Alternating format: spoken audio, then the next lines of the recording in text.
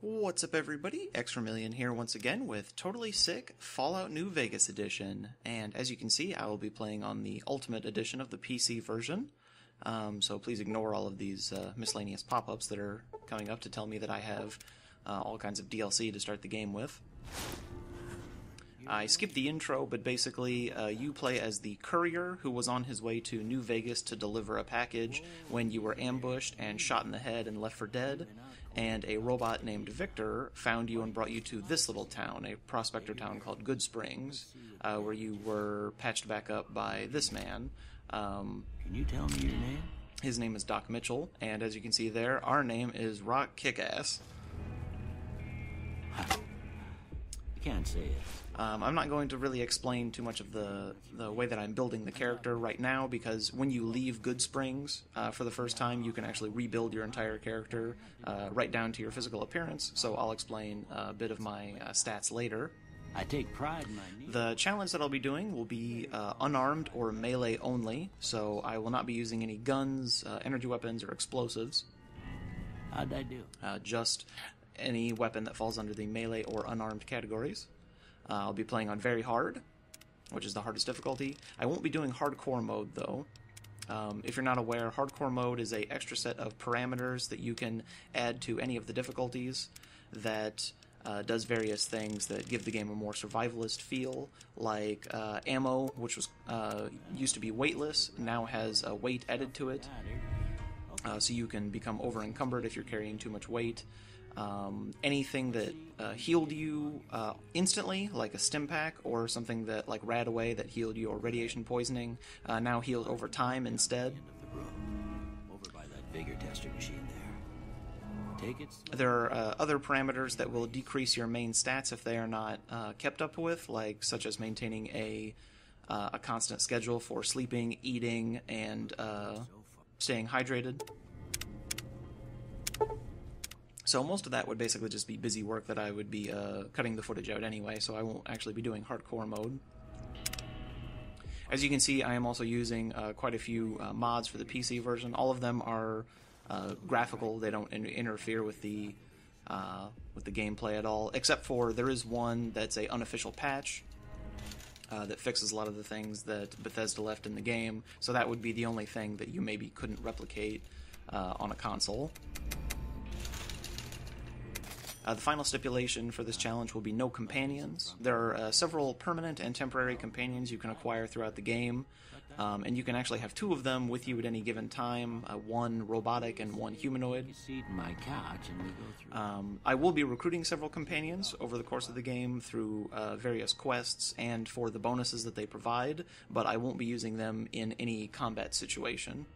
One of the great things about companions is that you can recruit them and they will give you certain bonuses while they are in your employ. And you can keep those bonuses even if they are not physically present with you. So you can tell them to wait in some building halfway across the map and they will still give you those bonuses. The only downside is that if you tell them to wait for too long, I think it's like 3 or 4 in-game days, they'll get fed up with waiting for you, and then they'll just return to wherever it is you first recruited them. So if you want the bonuses again, you gotta go find them again. I mentioned that you can rebuild your character later, so right now I am essentially tailoring my character towards getting a few bonuses in Goodsprings itself, like buffing up my lockpicking skills. I upped my medicine so that I could talk to Doc Mitchell right here and ask him for some more stim packs, and then I upped my science so that I could ask him, or so that I could use the chemistry set that's in his house to make even more stim packs.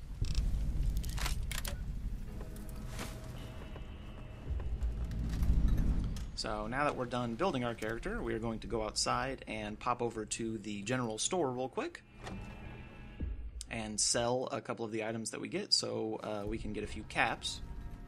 Since this game takes place in a post-apocalyptic wasteland, money is pretty much worthless now, or at least old world money is, so everyone uses bottle caps as currency. So we are going to go sell some of our items for some caps. One unique thing about Fallout is that, as opposed to other RPGs, is that The stores do not have a unlimited amount of money to buy things from you, and they replenish their amount of caps. As you can see, Chet here at the store only has 891 caps, so if I sell him pretty much everything that I have, he'll only give me a total of 891, even if the value of all of my items is higher than that. Another satisfying. Next, we're going to leave and go pick a lock to get into this the saloon. I could go through the main entrance, and even though I pick this lock and lose some karma, picking locks successfully or successfully hacking a computer will get you experience points, so that's pretty much why I did it. The karma the evil karma that you gain from this is fairly negligible. This is all like tutorial quest stuff. You have to talk to Sunny Smiles here, and she'll basically teach you how to like fire a gun, and you can actually do several other tutorial missions like hunting these lizard monsters called geckos, and she'll teach you how to make healing powder, or you can basically just skip it and end the tutorial, which gives you the same amount of experience anyway, so that's what we'll be doing. So basically just follow her until she gives you the gun, and then turn around and shoot the bottles behind you. This will probably be the only time in the game that we'll actually fire a weapon. I can think of a few more points that we might, because some of the DLC missions have targets that you have to shoot to get rid of various effects. Like, there's one mission where you're wearing an explosive collar, and there are radios that will activate and cause it to explode if you don't take them out. But other than that, we won't be using any explosives, energy weapons, guns, what have you. Now we'll go back inside and begin the main mission for this town. We'll talk to this guy, which is Joe Cobb. He's the leader of a group of people called the Powder Gangers. What do you want? Or, well, he's the leader of this local chapter of the Powder Gangers. They're basically just these thugs that are looking for a guy that happens to be holed up in the gas station by Doc Mitchell's house. So we'll agree to help everybody out.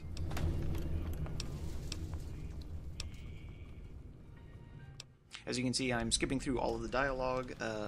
All of the cutscenes and the dialogue are very well voiced and very funny, but this video would probably be like 3 times as long if I kept everything in.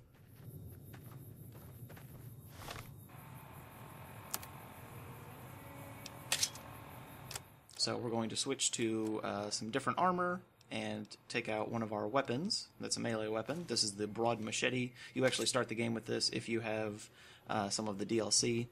Otherwise, you could just go find, say, a knife or a wrench from one of the houses. Right now we're heading to the schoolhouse, which has a few small weak enemies in there, and a very powerful item that we will use called a Stealth Boy, which when used basically maxes out your sneak skill and renders you invisible through line of sight detection, which we will use much later to acquire a item that we need. But right now, just go in here and beat all these little mantises up. If you hold B, you can turn on the light on your the device on your arm. It's called the Pip-Boy. It's how you access your inventory. If you hold B, you can turn a light on, so it's easier to see. It also makes you more easily able to be detected by enemies, so they actually can see it, so it's not just a graphical effect.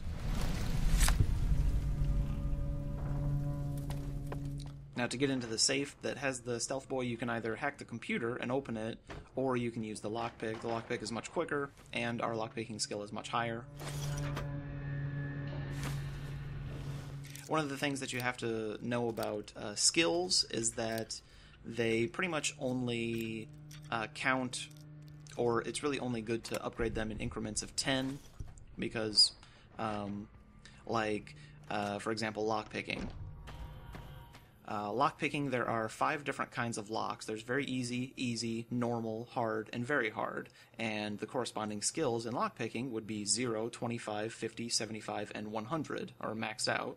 So if you never want to pick a very hard lock, of which there are very few, then the highest lockpicking skill you would need would be 75, because it doesn't really matter if you have a lockpicking skill of 76 to 99, you're still not going to be able to pick very hard locks until you get to 100. The only thing that will change will be your percentage to force the lock open will be slightly higher, but all of the skills pretty much work like that. So, like, 1 to 9 in a skill doesn't really matter until you get to 10. They pretty much all work on either a 25 or a 10 point scale, like that. The reason that I ran forward to the Goodsprings source right there was because as soon as we reach it, it counts as a discovered location, and we can just teleport straight back to Goodsprings instead of walking here. You may also notice that I am now wearing a different outfit. I just did that just for a change of pace. The armor that I was wearing and this armor have the exact same damage threshold.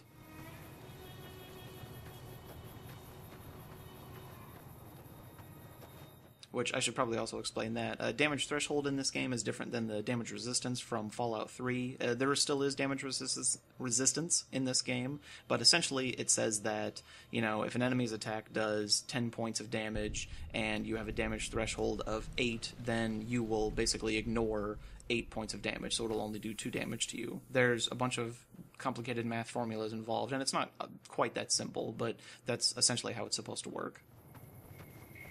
Once we get to this point, far enough away from Goodsprings, you will see that you can remake your character as you see fit. This is where we will put in our final stats. As you can see, I nearly maxed out my endurance and luck and put my charisma all the way down. So I'll go ahead and explain how I built my character. When you're going for unarmed or melee, you'll kind of have to choose between whether or not you want to be like a big strong tank character or whether you want to do what I'm doing, which is to be a light, fast, you know, hit people 20 times before they can blink type character. If you're going for unarmed, then, which I am, then you'll want to be the fast character. If you're going for melee weapons like fire axe or a big hammer or something like that, then you'll want to be the big, strong tank character. So if you are going for melee weapons, you'll probably want to put strength and endurance at 7 apiece instead of 5 and 9. The things that I was leveling up fall under a character building system called Special, which stands for Strength, Perception, Endurance, Charisma, Intelligence, Agility, and Luck. We maxed out we almost maxed out. The highest it goes is 10. The highest that we'll want it to be will be 9 for now, because later on in the game you can permanently increase all of your stats by 1, so there's no point in maxing anything out right now. Endurance, which we put up to level 9, determines a character's environmental resistances, like resistance to poison or radiation. It determines how many hit points you start with. It determines the rate of healing that you have over time when you're not in battle. It determines the starting levels of the unarmed and survival skills, so it determines how high they are to begin with before you increase them by leveling up. And it also determines the number of implants that you can equip on your character. Later on in the game, you can go to New Vegas medical clinic and get these things called implants, which permanently increase one of your special stats by 1, along with some other various things like giving you more DT or allowing you to heal over time. And with a level 9 endurance or level 10, if you would put it up that high, you can equip them all, which is great. Right here, I will get into my first real combat situation. These are bark scorpions. They're only really dangerous if they get you with their stinger, which hits you with poison, and I don't have a whole lot of anti-venom to get rid of it, because poison actually does more damage than their normal attacks do, so it's a little bit dangerous to become poisoned. You'll notice if you are poisoned because a little thing will pop up that says you feel woozy.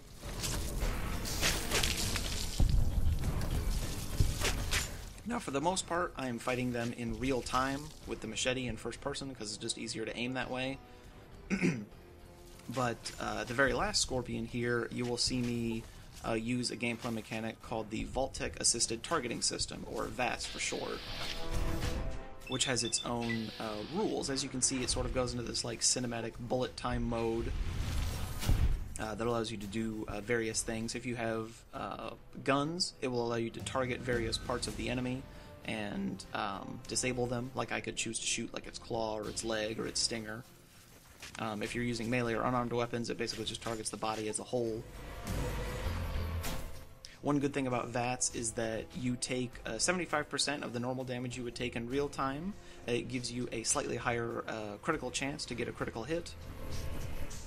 You can use like special moves in VATS if your skills with certain weapon categories are high enough, and most importantly, it doubles the damage of unarmed or melee attacks. So while I can attack more precisely in real time, I can do more damage in VATS. Now you'll probably see me drop down here and then just sort of pause for a second. The reason I was doing that is because in order to access the level up screen, you have to be out of combat, so I was just waiting for the combat status to end, but it just decided not to show up for some reason, so I just essentially decided to continue on.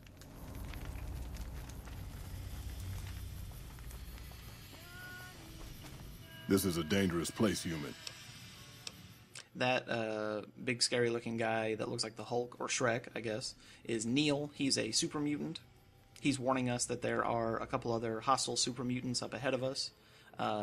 If you notice, there was a barricade that's over to our right, and there are 3 super mutants that are standing right at the bottom. They are far more powerful than any enemy we could take on at this point in the game, since we're only level 2. So we will try to sneak around and ignore them. There's the level up screen, finally. So right now, I level up my unarmed to 50, which will allow me to access most of the special attacks that I can do. You gain another special attack at level 75. And then I also took a perk called Hunter, which allows me to do 75% more damage to enemies that fall under a certain category. In this case, it would be animals or mutated animals. All the enemies in the game pretty much fall under 4 categories. There's humanoid, animals, insects, and abominations. And you can gain perks that allows you to deal more damage to each one of those categories, which is nice. I'll continue to explain some of the special skills. Strength, which we left at 5, determines your melee weapon skill, so since we're not really putting a whole lot into melee weapons, we'll leave that as is. It also determines your melee damage. It determines how much weight you can carry, and of course weapons also have certain strength requirements to wield. Luckily, most of the unarmed and melee weapons don't require a very high strength.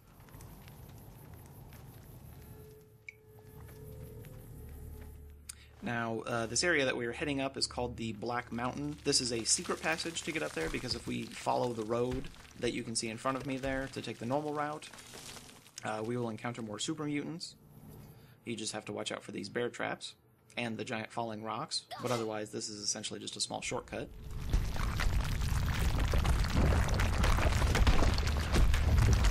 Now, in this game, for equipping weapons and armor,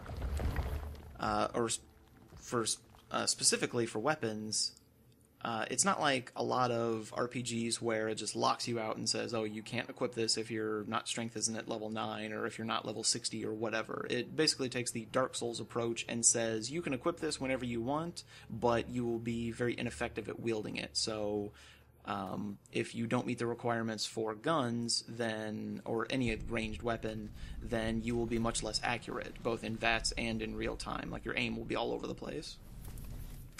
For the case of melee or unarmed weapons, you will attack much slower. So if you're going to equip a weapon that you don't meet the requirements for, you better make sure that one hit of it will basically kill anything that you come across. Now, I haven't really talked about where I'm heading in the first place, but this area that I'm traveling through, I am not supposed to be in yet, which is why I am sneaking around and looking around to make sure there are no enemies. The enemies that I'm looking for specifically are called Deathclaws, and they are much faster than me, way stronger than me. They're essentially like the hunters from a Resident Evil game, and I think you may be able to see one way off in the distance there. But I definitely can't take any of the enemies that I'm in the area that I am now. And actually, right now, if I wanted to, I could run all the way to New Vegas. I just couldn't get inside. Where I am actually going is to recruit a companion to access another area that I would not normally be able to access for a very long time into the game. See, there's New Vegas right there. You can see the tower.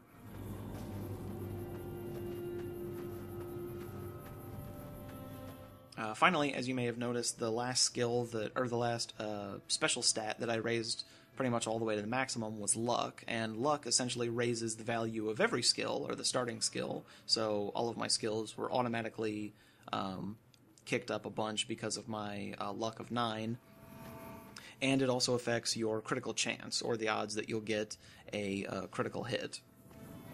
Also, since this takes place in Nevada, there are several casinos, and luck obviously increases the odds of winning at casino games.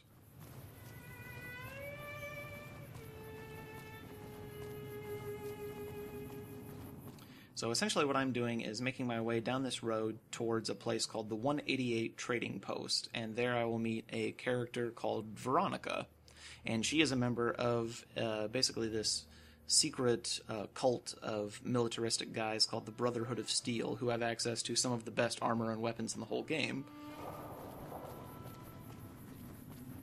And in fact, we have actually already passed through the area that they were in, where I fought all those bark scorpions. The only problem is that you can't actually access the bunker that they live in until you either have a lockpicking skill of 100, so maxed out, so you can just break in, or you have to follow a certain quest in the game that we won't get or be able to even complete until very much later. No offense, or you can shortcut all of that and run halfway across the map like I did. And if you make it, you can say all the right things to Veronica and get her on your side, and she will vouch for you and essentially let you into the Brotherhood of Steel bunker, no problem. Well...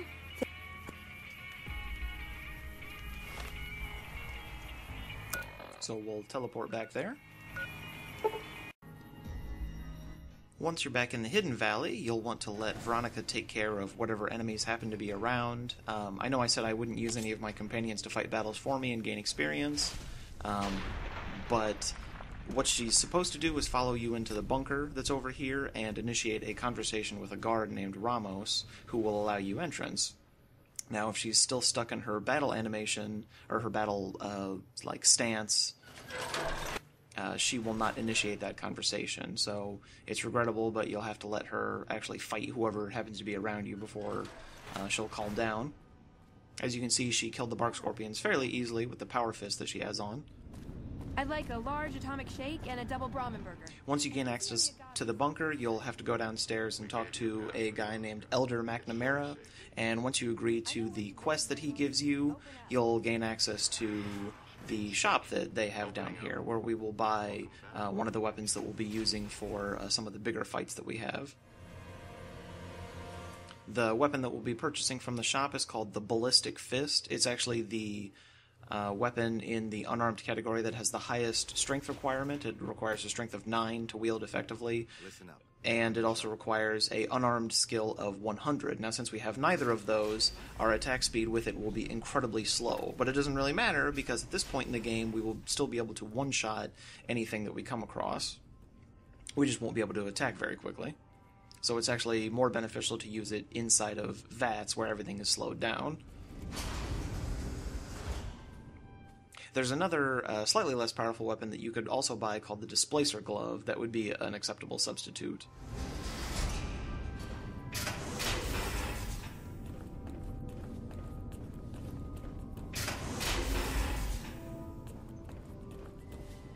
When Paladin Ramos and... So here's the Elder. Just agree to the quest that he gives you, which we can't actually do yet. And then on your way out, you'll get questioned by some other guy who actually wants to overthrow the Elder, but we'll tell that guy to fuck off, because we're not going to do his quest. So.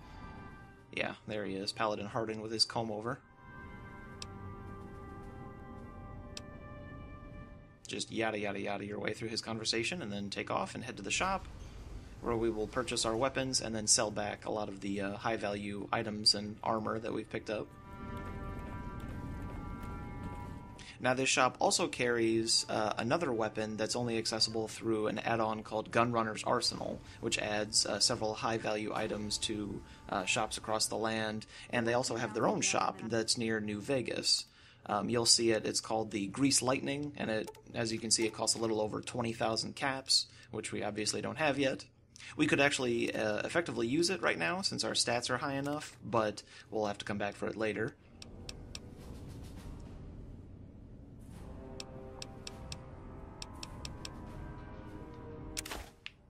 Once we're done here, we'll teleport back to Goodsprings and then dismiss Veronica so that she's no longer in our party.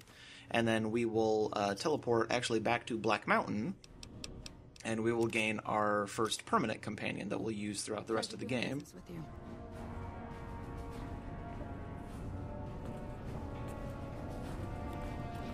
Hello? Now, I talked a bit before about some of the character building things like special.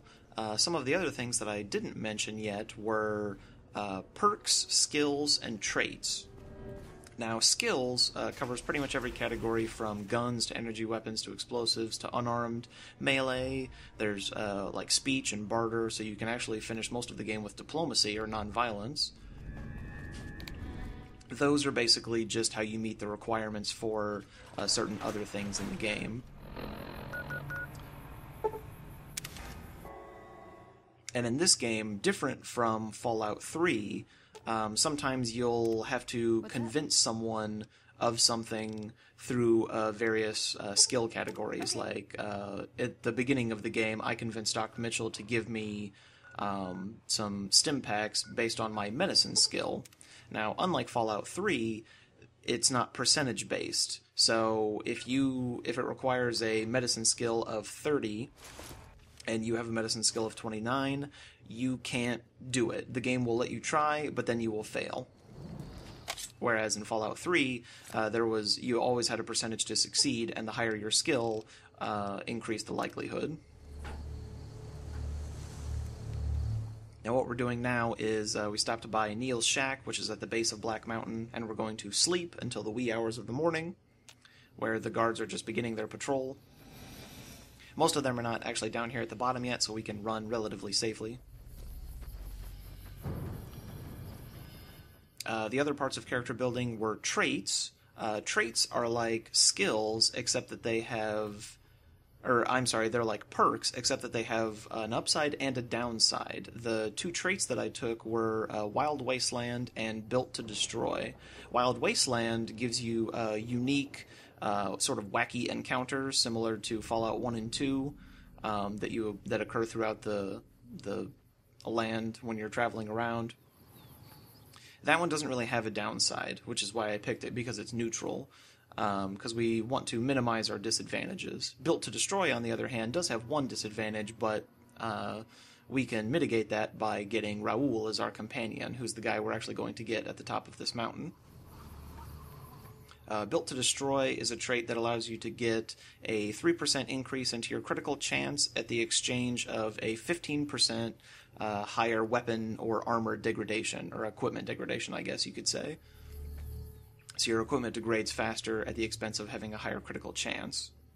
But when we recruit Raoul into our party, the perk that he gives you is called Regular Maintenance, which slows weapon and armor degradation by 50%. So it'll pretty much mitigate that. Once you get to this point of the mountain, you will want to put on the Stealth Boy that we got from the Goodsprings school, the safe that was in there. This will basically make you invisible to all of the enemies that are running around, as long as you are sneaking. If you're up running around, they'll be able to sort of get you, or notice where you are. Because if you hadn't noticed already, there are basically 4 states of awareness. There's Hidden, which means you're invisible and no one knows where you are. There's Detected, which means enemies are aware of you, but they don't know where you are. There's Caution, which means that the enemies are headed in your location and are aware of you, but they don't actually know like precisely where you are. And then there's Danger, which means they're actively engaging your current location.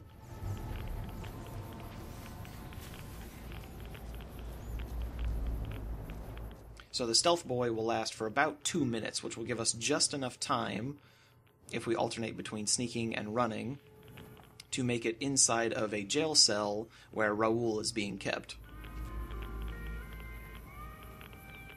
Once we have Raoul, we can basically escape however we like. As soon as we get far enough away from any of the enemies, we can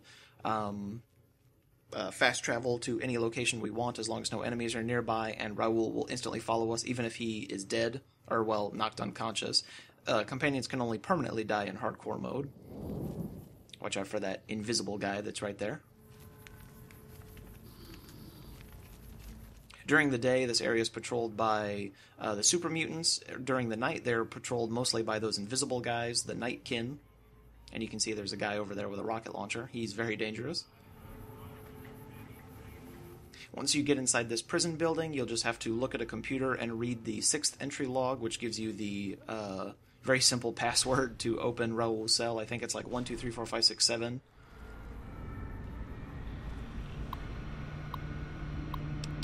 And then once we have Raoul, we'll just teleport back to Goodsprings. The last stat building thing that I talked about, of course, besides traits, were perks. Perks essentially have no downside. There are 117 perks in the entire game, not including challenge or companion perks. If you have all the DLC, you can have up to 25 of them because you get 1 perk every 2 levels. As you saw earlier in the game, the first perk that we took was that Hunter one, which gives us the 75% more damage against the animal or mutated animal category.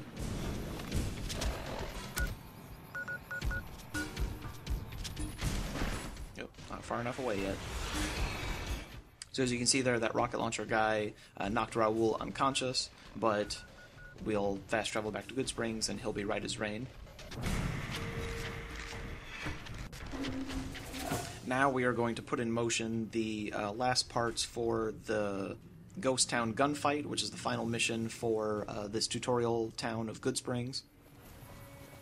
We're going to the gas station up here to talk to Ringo, who was the guy that the powder gangers were looking for earlier.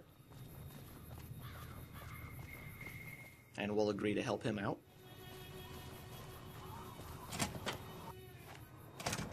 That's close enough. We got... You may want to back up there, Raoul, just a bit.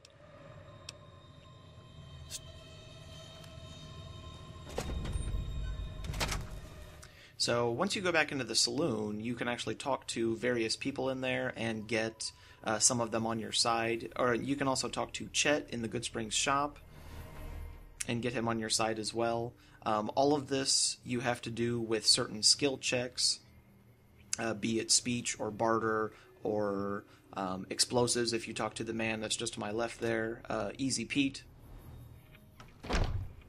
Now, if you do this mission during the day, there's a good chance that even people you haven't technically recruited will still help you out anyway, like some of the Goodsprings settlers, or Easy Pete actually helps me in the upcoming fight. He's very useful because he will throw dynamite at the powder gangers.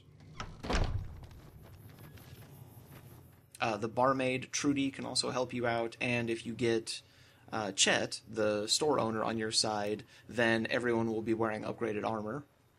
You can ask Victor there, the robot, you can ask him for help, but curiously he will not join you in the battle, and you'll find out why much later in the game.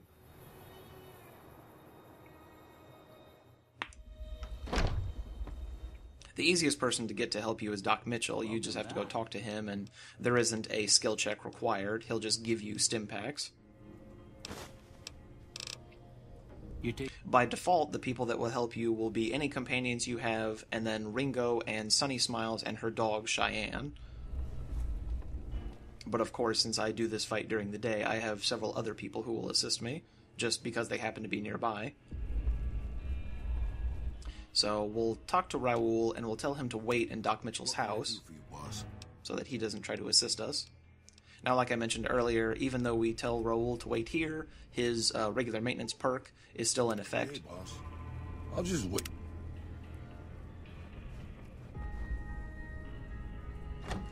So all that's left is to go talk to Ringo, and we will initiate the fight. There are 6 powder gangers, including Joe Cobb, who was the guy who was in the bar talking to Trudy.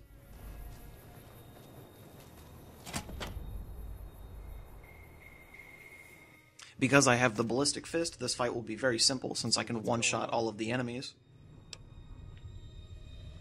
Not to mention I have help from pretty much every person in the area, so it's almost even a fair fight.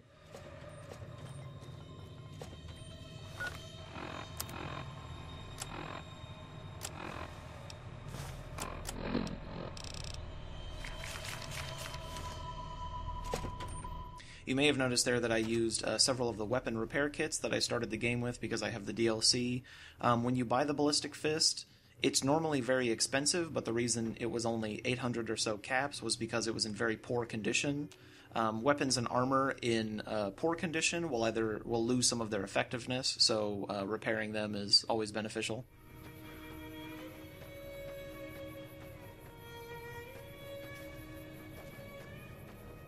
But like I said earlier, this fight is very simple. I mean, we'll be able to one-shot hit all of these guys. Oh, almost forgot to heal myself before I went into battle. This fight starts off kind of sloppy. I was aiming for this baseball bat guy, but I ended up knocking the bat out of his hands and killing the cowboy in the boy shorts instead.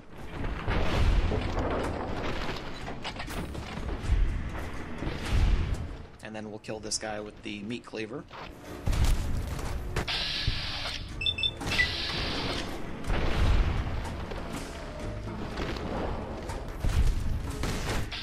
You may notice once an enemy is dismembered, they are dead because the game's engine cannot handle enemies that have parts falling off of them.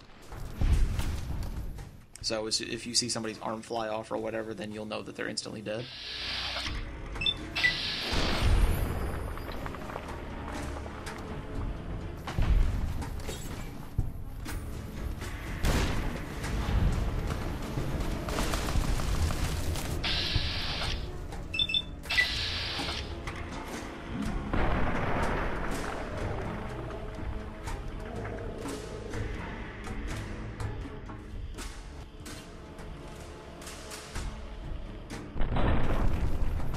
God damn, that was a hell of a punch.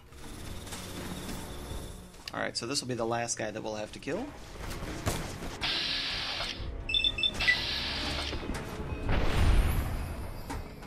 And then once everyone's dead, Ringo will run up and talk to us and give us 100 caps, and then he will disappear to an area that's near New Vegas where we can meet him later. Now, you can loot all of these corpses, but the only one that you actually need to take anything from will be Joe Cobb there. I just took everything, but all you really need to take from him is he has another stealth boy that we will use later, and you need to take at least one of the powder gangers' outfits. Because there is an area later in the game that is controlled by the powder gangers, and if you don't want to have to fight them, you can wear one of their outfits and you'll blend in with them. Because this game has what's known as the reputation along with karma. Karma basically controls how people will treat you in general, but reputation determines whether or not various factions in the game like you or hate you. And if you wear certain outfits, basically it resets your reputation to 0, so you're essentially invisible. So even though I am currently vilified by the powder gangers, I will be able to wear one of their uniforms and I will be neutral with them. This place that we're in now is Victor's shack. Why the robot has a bed, I have no idea. So we'll sleep in his bed for 24 hours just to rest up.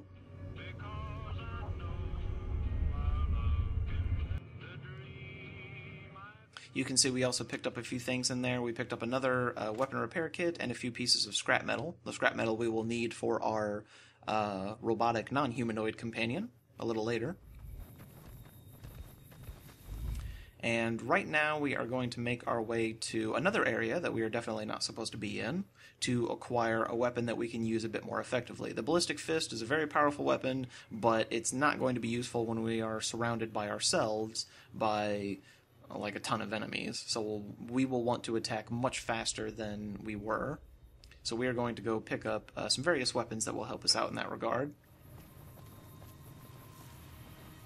So if you continue straight down the road that's in front of us, you will eventually run into some very powerful insect enemies called cazadors, which are essentially giant mutated tarantula hawk wasps. And they are, in fact, a real bug, and if you look them up on Wikipedia, they're incredibly terrifying, and they're very terrifying in this game as well. I definitely could only take maybe like one at a time, even with all of the stuff I have now. Plus they can poison you, and I don't have nearly enough anti-venom to take them all on, so we'll run through the mountains instead. And uppercut this coyote's head off. The reason that I have access to the ability Uppercut is because my unarmed skill is level 50. If an enemy is on the ground, like they're knocked down, Uppercut will change to Stomp, which does more damage as well. Uppercut targets the head, and it does 15% extra damage than a regular hit. And of course, like I mentioned earlier, in VATS, all unarmed and melee damage is doubled anyway, so an extra 15% on top of that does quite a bit. If you don't select Uppercut, basically your character will just do either straight punches or body blows, which will attack random parts of their upper body, like their head or their arms or just the body itself. This place that we're heading to now is called Chance's Grave. We picked up a shovel earlier near the Goodsprings source that allows you to dig any grave. You don't have to actually have it equipped, you just have to have it in your inventory. What we picked up was from his grave was a Great Khan outfit, which increases our relationship with the Great Khans, similar to the Powder Ganger's outfit. And we picked up Chance's Knife, which is an incredibly useful melee weapon should you be going for the melee route instead of unarmed. As you can see over there, we are activating our Stealth Boy to avoid all those Cazadors, because we certainly can't take them on right now. The area that we are headed towards, this big valley over here, there is a town to our right that has a bunch of gang members called Vipers, and one of the Viper leaders has the weapon that we are looking for. Now, they are too powerful to take on at the same time by ourselves, so there are a few ways you can deal with them. There are quite a few of these big bison-looking things called bighorners, and if you get the enemy's attention and stand between the bighorners and them, you can sort of like lure them to fight each other, or you can even bring some of the enemies all the way back here and have them try to fight that guy that was to your left, the NCR Ranger.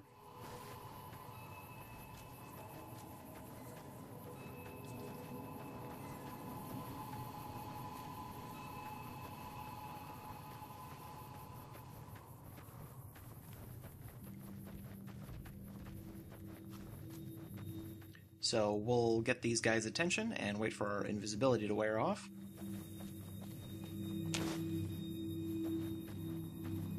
So as you can see there's one guy right there, and he kind of knows that I'm there, even though I'm invisible. Which is actually good, because if you lure them all at once, they will completely decimate the bighorners, which happens to me anyway, but there's a greater chance of it happening if they all come out at once. So the more enemies you can lure one at a time, the better.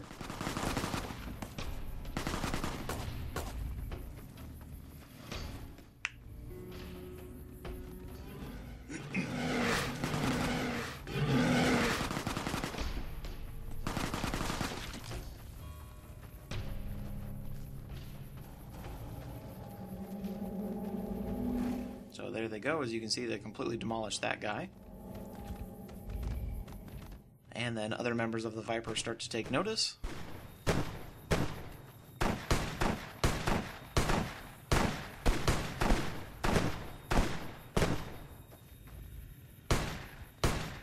Now this fight took several attempts. This was pretty much the best attempt I had, even though, as you can see, the bighorners just got obliterated and little giblets of them just flew by. The woman off in the distance wearing the armor right there, who's not using a gun, is the one that I want. She's the one who has the weapon that we need. Now, if only I can get her by herself, but I am being stopped by the guys in the back with the anti-tank rifles, who also have very powerful armor.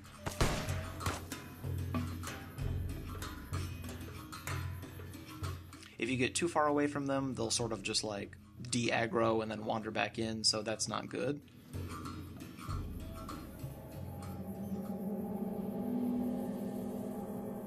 So we'll wait for this lady to approach and then give her a big old Mortal Kombat uppercut to get her out of the way.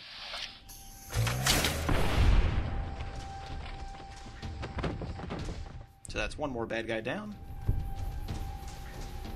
So there she is. That's the one that we want. She has a special, unique pair of brass knuckles, or spiked knuckles, called Love and Hate, which are extremely powerful for this early in the game. And, conveniently enough, we have exactly the right stats to wield them. So once we take them from her, we'll be well on our way to cruising through this portion of the game.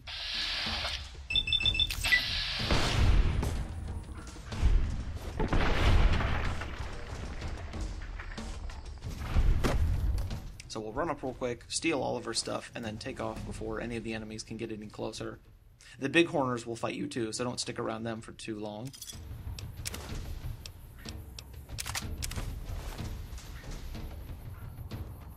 Thankfully, that guy that we just looted had another piece of scrap metal. We need 3 later on in the game, and there are other places we can get it, but conveniently getting one from him will allow us to maintain our good karma so we don't have to steal a piece later. Then, once we run far enough away from all of the enemies, and they all de-aggro, we can fast travel back to Goodsprings. And then that will be it for this episode, and I will see you guys next time.